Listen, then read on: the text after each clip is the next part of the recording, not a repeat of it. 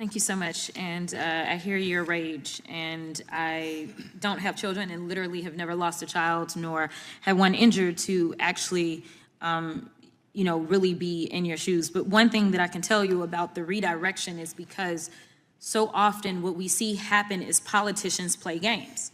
The reality is that if you are talking about a sanctuary city, then we're talking about city government. We're talking about local control, something that the Republicans used to espouse that they believed in. They used to believe in whoever lives in that city, you elect who is going to run that city. And that city, whether it's the police department, which is the police department and law enforcement that make the decisions about what they do.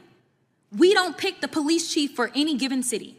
Not on the federal level. That comes from the city level. That comes from whoever the people of that city actually elect to represent them. I believe in local control. Same thing, I live in Texas too. And baby, I wish I didn't have to deal with Governor Greg Abbott, but local control dictates that he is the governor of our state. And therefore, we have state reps, we have state senators, and we have a governor, and we have county elected officials and city elected officials. We are sitting in Washington, D.C. right now. We are on the federal level. So what I believe in is something that the Republicans used to scream, which is local control. So when we're having a conversation and a hearing about the human toll, the title specifically is the human toll of sanctuary policies, stories from victims and families, my deal is we aren't the ones that decide what cities do. So what they've decided to do is they've decided to play on your pain. And that is why I am frustrated. Because hear me when I say this. I have seen people, whether it was an American citizen or not, that killed your child or harmed your child, I believe it's wrong. To me, it wouldn't have made it any less painful. And I could be wrong again because I don't have any kids. But if for some reason it had been a U.S. citizen that ended up harming or killing your child, the pain would still be there. It would still hurt. So the reality is that what we need to do is make sure we are protecting everybody in this country. I don't wake up and somehow people look and see that there's a D somewhere around my head or something, and so therefore I am going to somehow be precluded from harm becoming me. When I go out to do policy work, and I've worked on the state level too, the policies that I was writing when I was on the state level are different from the federal level because we have different levels of control. The one thing that we do have control of, you may have recognized that the DHS secretary, as we're talking about immigration, she had to come before this committee. I want to say maybe a day or two after she came before our committee because we have jurisdiction over her. We don't have jurisdiction over your mayors. We have jurisdiction over her. She lost her job. The DHS secretary is gone. Now, to be clear about this, the Republican president is the one that put her out of her job because she was failing.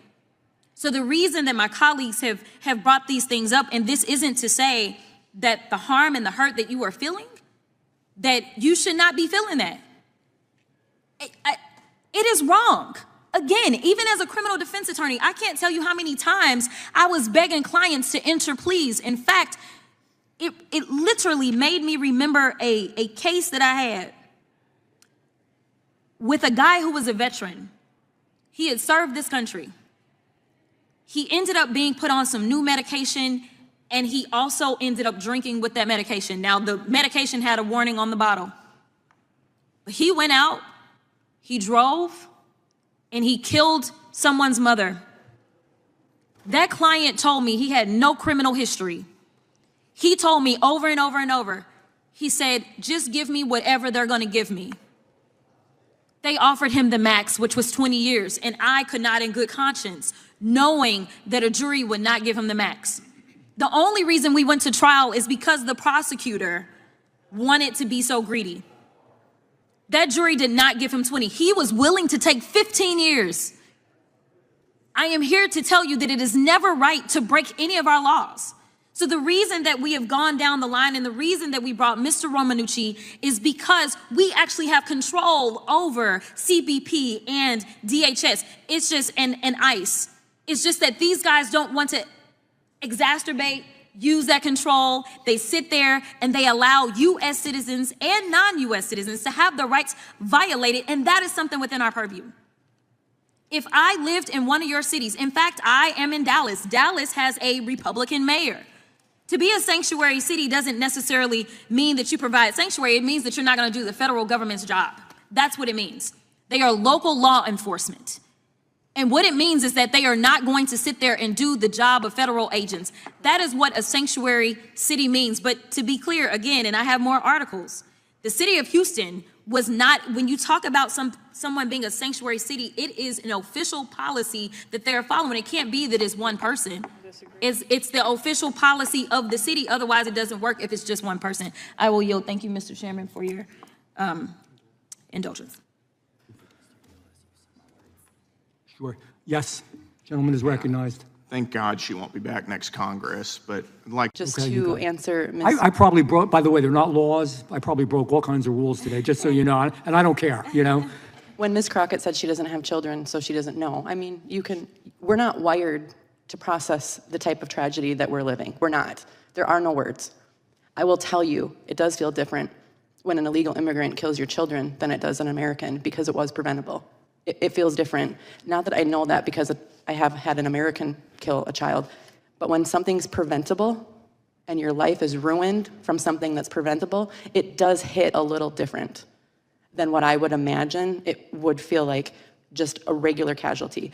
Loss in itself is so difficult.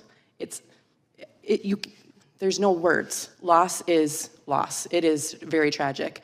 What we're dealing with when it's preventable, when these people have done something and they weren't asked to leave, if I were to go to Honduras, where the woman who killed our children is from, and I would kill 2 teenagers there, I'm not getting any rights from the Hondurans. They're not giving me rights. It's different. This is preventable. So I think it does hit a little different when our tragedy is preventable. Thank you. Thank you.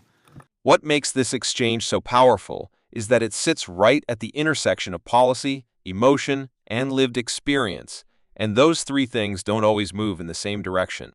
Jasmine Crockett is trying to pull the conversation towards structure, how government actually works, who has authority over what and why certain decisions happen at the local level rather than in Washington. But the angel mom responding is pulling the conversation in the opposite direction towards something much more visceral: grief, loss, and the feeling that a tragedy could have been avoided.